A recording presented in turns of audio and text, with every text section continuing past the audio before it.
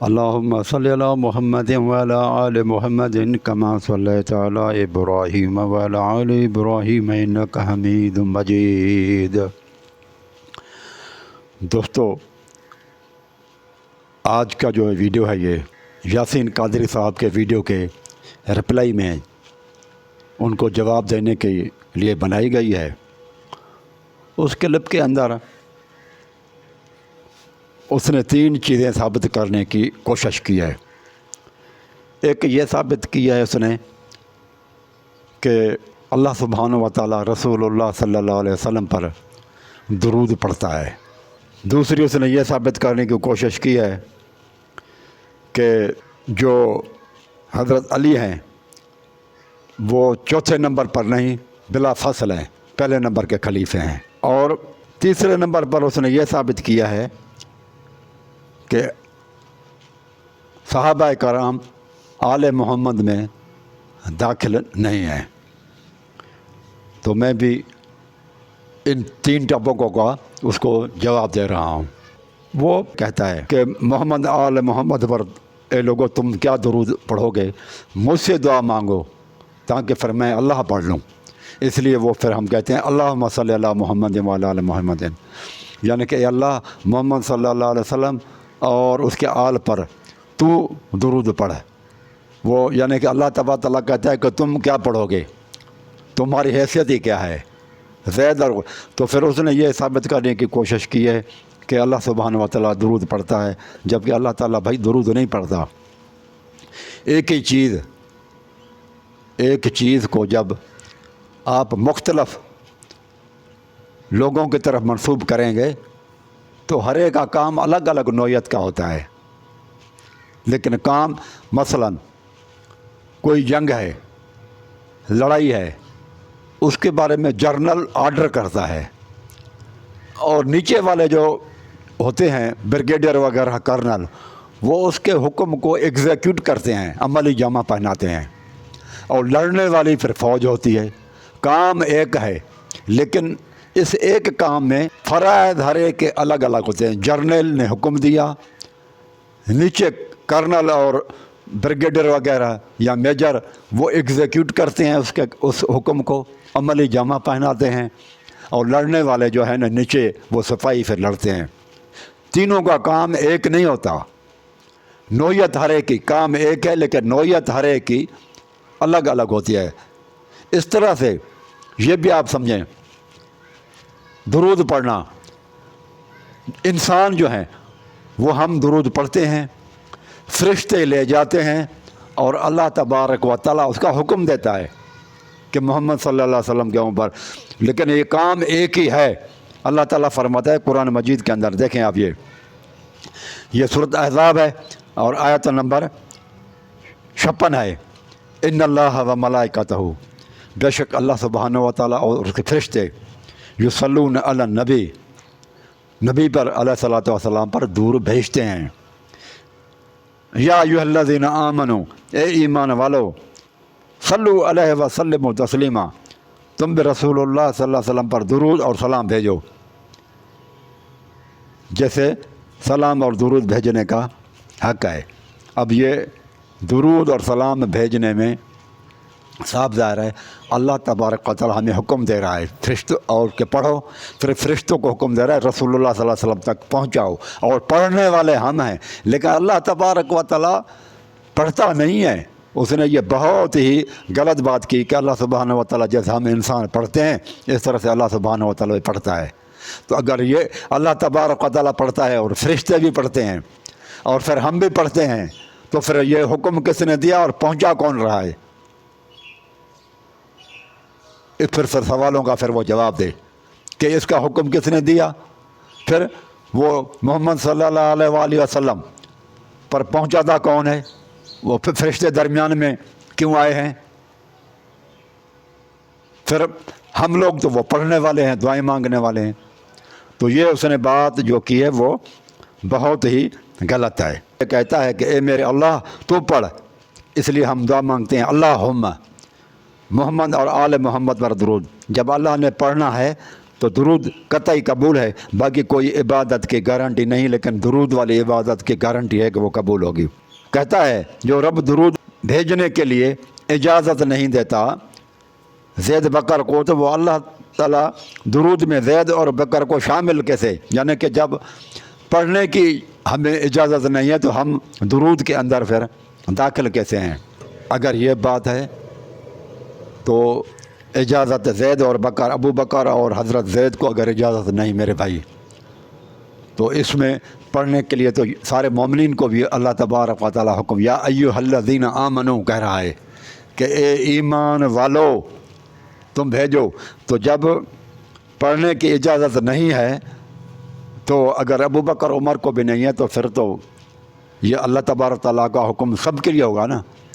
پھر تو حضرت علی، امام حسن اور امام حسین اور وہ اہل بیت بھی اس میں آ جائیں گے نا کہ تم کیا پڑھ رہے ہو، چھوڑو پڑھنا میرے حوالے کر دو۔ تو اگر وہ کہتا ہے جب پڑھنے کی اجازت نہیں ہے تو آل میں داخل کیسے ہو سکتے ہیں؟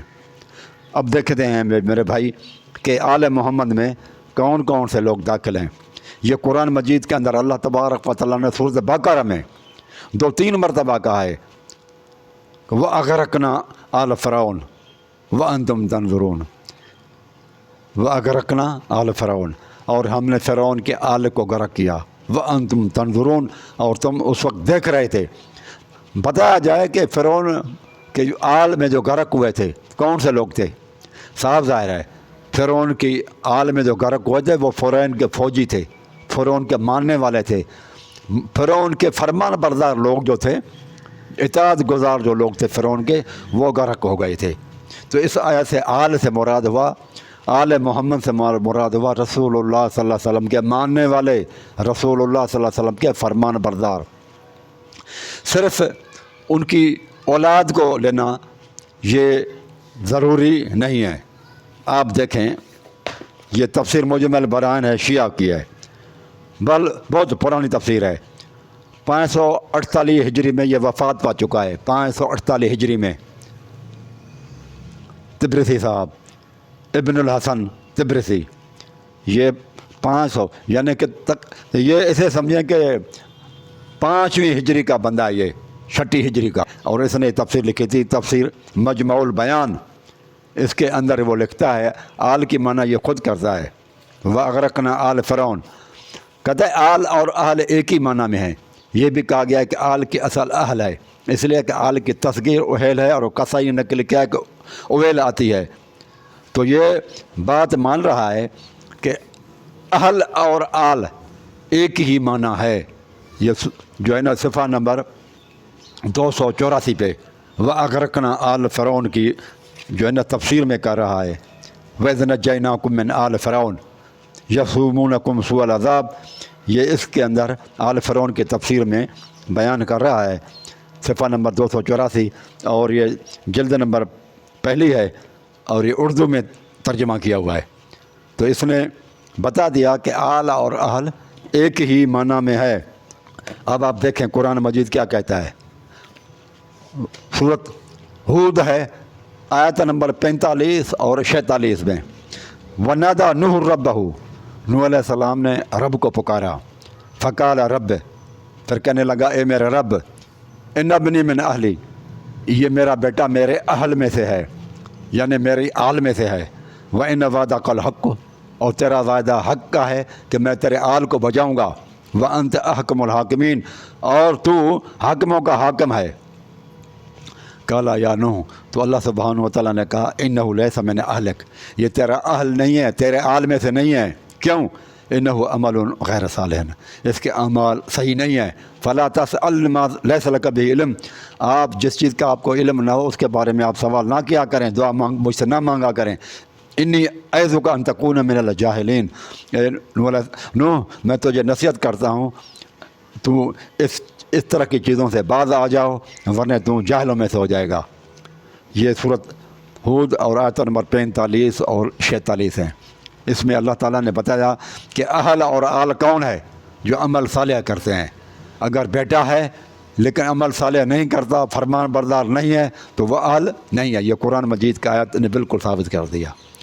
اب کیا جو عمل کرے اور اولاد سے نہ ہو تو وہ آل میں شامل ہے یا نہیں ہے؟ اس کے لیے میں آپ لوگوں کو ایک اور دلیل دیتا ہوں شیعہ کتاب سے. یہ اسرار الامامت ہے. یہ عماد الدین حسن بن علی تبری، یہ بھی 7ویں ہجری کا بندہ ہے، عالم ہے ان کا، اسرار الامامت لکھنے والا کتاب. ٹھیک ہے. یہ کیا کہتے ہیں کہ رسول اللہ صلی اللہ علیہ وسلم نے حضرت علی، یہ تو کئی جگہوں پر ہے، وقال رسول اللہ صلی اللہ علیہ وسلم، یہ کہتا ہے کہ رسول اللہ صلی اللہ علیہ وسلم نے فرمایا تھا سلیمان منا اہل بیتن، سلیمان ہمارے اہل بیت میں سے ہے. دیکھا یہ سلیمان منا اہل بیتن، کہ سلیمان اہل بیت میں سے ہے. یہ کہتا ہے کہ یہ کئی جگہوں پر ہے، بدایہ و نہایہ میں بھی ہے، بصائر و درجات میں بھی ہے، سیرت نبوت ابن حشام اور اختصاص میں بھی ہے، احقاق الحق میں بھی ہے، یہ بحار الانوار میں بھی ہے، اور مجمع الزوائد میں بھی ہے. کہنے لگے یہ حدیث کئی کتابوں میں اس نے نیچے سے اس کی لسٹ بھی دی ہے. وقال رسول اللہ صلی اللہ علیہ وسلم، رسول اللہ نے فرمایا سلیمان منا اہل بیت، وہ اولاد سے تو تعلق نہیں رکھتا تھا، وہ فرمان بردار ہے، فرمان برداری کی وجہ سے وہ اہل بیت ہو گیا. تو رسول اللہ صلی اللہ علیہ وسلم کی بیویاں اور ابو بکر عمر پھر کیوں نہیں ہوں گے فرمان برداری کی وجہ سے؟ وہ علی حضرت علی علیہ السلام فرماتے ہیں، کیا کہتے ہیں؟ وہ بھی کہتا ہے کہ انہو قال فی سلیمان بعد وفاتہ، وفات کے بعد، سلیمان کی وفات کے بعد فرمایا تھا ادرک علم الاولین والآخرین، اور اس کے پاس اولین اور آخرین کا علم تھا. وہ بحر یا جنز، وہ تو سمندر تھا.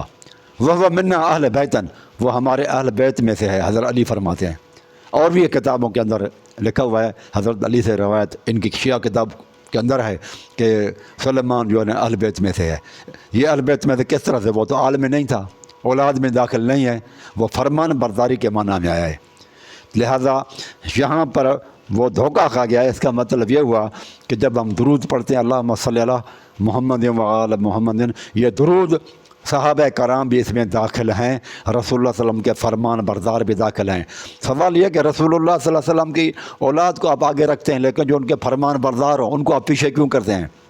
جو آئیڈل قسم کے لوگ ہوتے ہیں نا، آئیڈل، بہت انقلابی لوگ، وہ اپنے ساتھیوں کو، اپنے اولاد کے اوپر، اپنے دوستوں کو، اپنے اولاد کے اوپر، رشتہ داروں کے اوپر زیادہ اہمیت دیتے ہیں. جو بھی دنیا کے اندر انقلابی لوگ آئے ہیں، اٹھا کے آپ دیکھیں ہسٹری، انہوں نے اپنے اولادوں کو اوپر، رشتہ داروں کو کے اوپر فوقیت ان لوگوں کو دی ہے جو ان کے ساتھ رہے، ان کے وفادار رہے ہیں. تو یہ کیسے ہو سکتا ہے کہ محمد رسول اللہ صلی اللہ علیہ وسلم کے جنہوں نے ساتھ دیا، جنہوں نے قربانی دی، جو دکھ اور سکھ کے دوست تھے، ان کو رسول اللہ صلی اللہ علیہ وسلم پیچھے چھوڑیں اور صرف اپنی اولاد کو اکیلے کوئی کریں اور ان کو چھوڑ دیں؟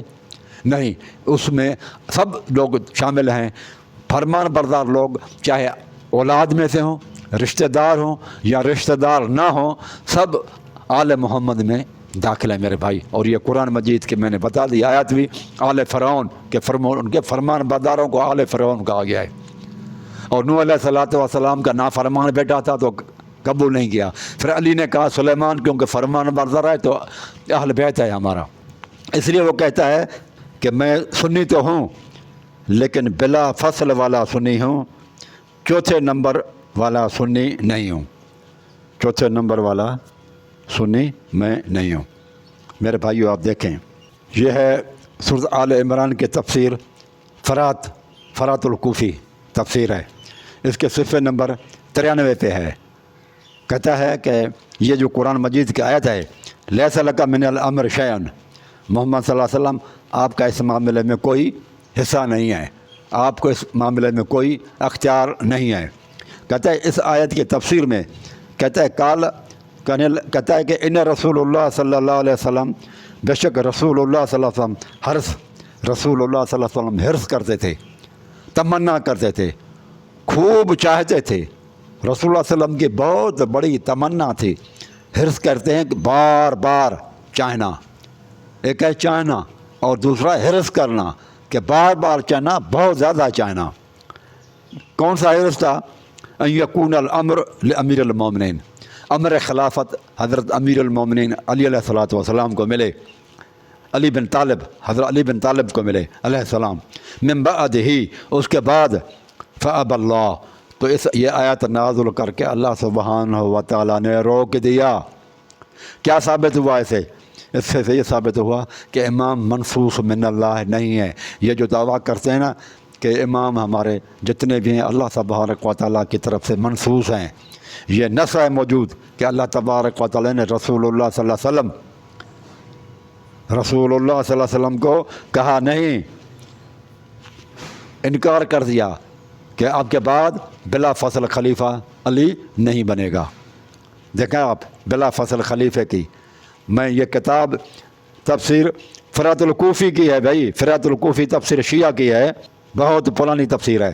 تو مجھے بتاؤ کہ یہ جب منع آ گئی جلد اول میں ہے حصے تو یہ رسول اللہ صلی اللہ علیہ وسلم کو آیت قرآن مجید کے اللہ سبحانہ و تعالیٰ نے حرص کرتے تھے رسول اللہ صلی اللہ علیہ وسلم علی بنے، لیکن اللہ سبحانہ و تعالیٰ نے فَأَبَى اللَّهُ، پھر اللہ سبحانہ و تعالیٰ نے منع کر دیا، انکار کر دیا کہ نہیں بنے گا بلا فصل خلیفہ، چوتھا خلیفہ بنے گا۔ دیکھا یہ فرات الکوفی صفحہ نمبر 93 پہ ہے، جلد اول صفحہ نمبر 93۔ میرے بھائیو یہ کتاب ہے مناقب آل ابی طالب ابن شہر عشوب کی ہے۔ کیا لکھا ہے اس میں یہ دیکھیں آپ، وقال امیر المومنین علیہ السلام، امیر المومنین علیہ السلام فرماتا ہے حضرت علی رضی اللہ تعالیٰ عنہ کیا کرتے ہیں، ملم یقل انی رابع الخلفاء، جو مجھے چوتھا خلیفہ نہیں مانتا فعلیہ لعنت اللہ، اس کے اوپر اللہ تعالیٰ کی لعنت ہے جو مجھے چوتھا خلیفہ نہ مانے۔ اب مجھے یہ جو ہے نا قادری صاحب، یاسین قادری صاحب، آپ کے اوپر تو یہ حضرت علی رضی اللہ تعالیٰ عنہ کی طرف سے یہ آپ کی روایت کتابوں کے ہے کہ جو چوتھا خلیفہ نہیں، میں نے آپ کہتے ہیں چوتھا خلیفہ نہیں مانتا، میں بلا فصل خلیفہ مانتا ہوں۔ ایک تو آپ نے تفسیر فرات الکوفی کی اس آیت کا انکار کیا، دوسرا یہ کہ حضرت علی فرماتے ہیں کہ میں چوتھا خلیفہ ہوں، جو نہیں مانتا ہوں اس قوم پر لعنت ہے۔ تو یہ تو آپ کے اوپر تو حضرت علی کی لعنت آ رہی ہے، اور اس طرح سے وہ لوگ جو چوتھا خلیفہ نہیں سمجھتے علی کو، وہ حضرت علی کے ان کے اوپر لعنت ہے۔ یہ بھائی الفاظ لعنت کے میں نہیں کہہ رہا، یہ کتاب میں لکھا ہوا ہے آپ کے کتاب میں صفحہ نمبر 78، صفحہ نمبر 78 مناقب آل ابی طالب میں ہے۔ وقال امیر المومنین علیہ السلام فرماتے ہیں، کیا کہتے ہیں، ملم یقل انی رابع الخلفاء، میں چوتھا خلیفہ جو مجھے نہیں کہتا فعلیہ لعنت اللہ، اس کے اوپر اللہ تبارک و تعالیٰ کی لعنت ہے۔ تو اس کا مطلب یہ ہے کہ جو بھی اس کو چوتھا خلیفہ نہیں مانے گا اس کے اوپر حضرت علی کی لعنت ہے۔ یہ میری کتاب نہیں ہے، یہ شیعہ کی کتاب ہے میرے بھائیوں۔ پھر وہ کہتے ہیں یار لوگ مقابلہ کراتے ہیں اہل بیت اور صحابہ کا، بلکہ کچھ لوگ تو اوپر کہتے ہیں کہ نہیں محمد صلی اللہ علیہ وسلم کے اہل بیت سے صحابہ افضل ہیں۔ یہ کہتا ہے کہ اللہ تعالیٰ نے محمد صلی اللہ علیہ وسلم کے بعد علی جیسا بنایا ہی کوئی نہیں، اور میں کہتا ہوں پاک محمد کے بعد پوری کائنات میں اللہ نے علی جیسا کوئی بنایا ہی نہیں، اللہ نے علی جیسا کوئی بنایا ہی نہیں۔ یہ دیکھیں بھائی، یہ رجال کشی کتاب ہے، شیعہ کی ایک معتبر کتاب ہے، شیعہ کی رجال کشی، ابن الحسن طوسی کی کتاب ہے، 460 یعنی کہ 5ویں ہجری کا بندہ ہے، 5ویں ہجری کا بندہ ہے، بہت پرانی کتاب ہے یہ بھی۔ محمد بن منقدر کہتا ہے انہ را علی، کہ میں نے دیکھا حضرت علی علیہ السلام کو اللہ ممبر کوفے کے ممبر پر، وہ یقول، اور وہ کہہ رہا تھا لین اوتیت برجل، میرے پاس اگر کوئی شخص آیا یہ فضل نہیں اللہ ابی بکر اور عمر، اور ابو بکر اور عمر کے اوپر مجھے فضلت دے گا، لدنہ حد المفتری، تو میں اس کے اوپر حد جاری کر دوں گا، تہمت لگانے والی حد کی، جو تہمت لگانے کی حد ہے نا 80 درے، وہ لگاؤں گا۔ یہ صفحہ نمبر 332 ہے، رجال کشی صفحہ نمبر 332، اس میں لکھا ہوا ہے کہ میں اس کو لأجلدنہ حد المفتری، میں اس کو الزام لگانے والے کی تہمت لگانے والی حد جو ہے نا وہ اس کو لگاؤں گا، جو مجھے ان کے اوپر فضیلت دے گا۔ پھر وہ کہتا ہے حدثنی سفیان عن جعفر، امام جعفر صاحب کہتے ہیں جعفر سے انہ قال، کہ بے شک علی نے کہا حب ابو بکر و عمر ایمان، ابو بکر اور عمر کی محبت ایمان ہے، و بغضہما کفر، اور ان دونوں کے ساتھ جو بغض رکھے گا وہ کفر کر رہا ہے۔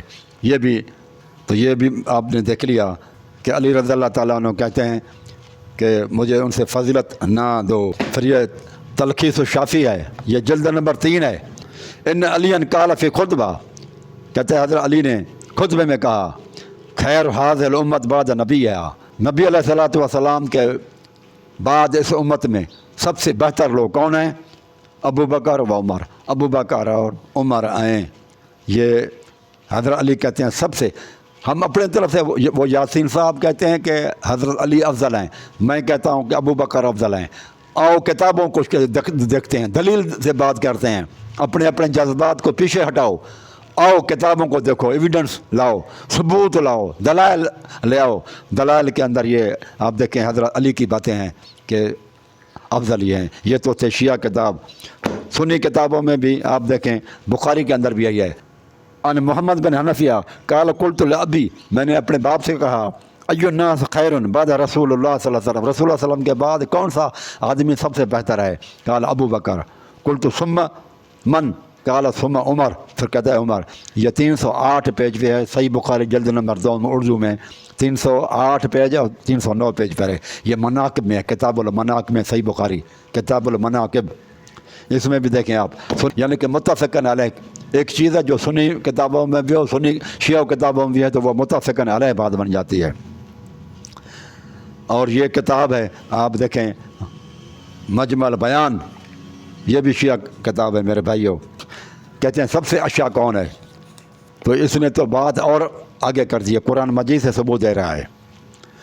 قرآن مجید کی آیت ہے بھائی، یہ سورۃ اللیل، سورۃ لیل، اس کے اندر آیت ہے قرآن مجید کی کہ وَسَيُجَنَّبُ الْأَتْقَى، آیت نمبر 17، تفسیر سورۃ لیل کی آیت نمبر 17 کی، وَسَيُجَنَّبُ الْأَتْقَى، اور جہنم سے جو سب سے زیادہ متقی ہے اس کو دور رکھا جائے گا۔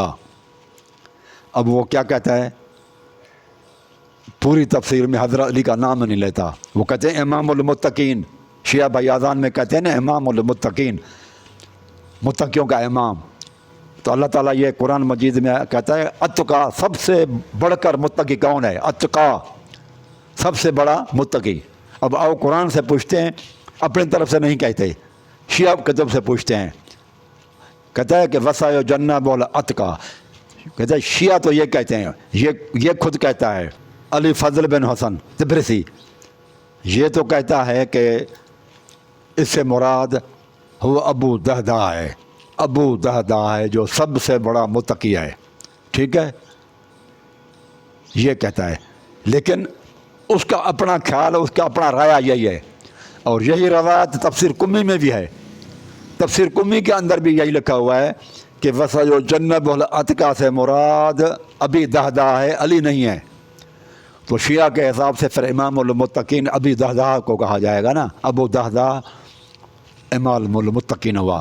یہ اذان میں ان کو تبدیلی کرنا چاہیے کہ امام المتقین حضرت علی ہیں، یہاں وہ کہتا ہے سب سے زیادہ متقی تو ابو دہدہ ہے، تو پھر اذان میں امام المتقین تو ابو دہدہ کو کہا جائے گا۔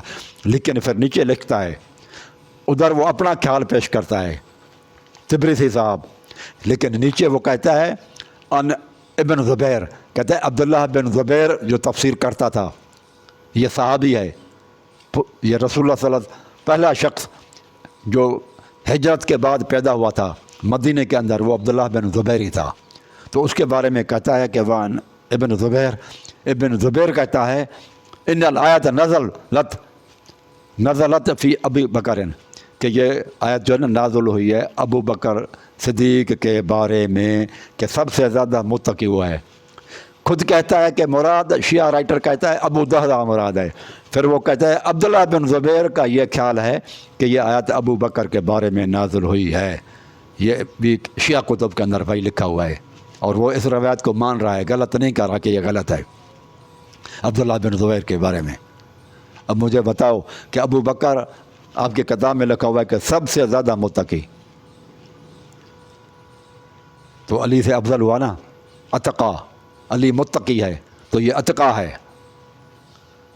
تو میرے بھائیوں، تو یہ ثابت ہوا کہ اتحیات میں جو ہم پھر درود پڑھتے ہیں نا، وہ اللہم صلی علی محمد و علی آل محمد، اس کے اندر آل محمد میں محمد صلی اللہ علیہ وسلم کے پیروکار وفادار سارے آ گئے، اگرچہ ان کے اولاد سے ہوں یا اگرچہ ان کے اولاد سے باہر ہوں۔ کیوں کہ جب سلیمان اہل بیت ہو سکتے ہیں تو پھر اور لوگ کیوں نہیں ہو سکتے؟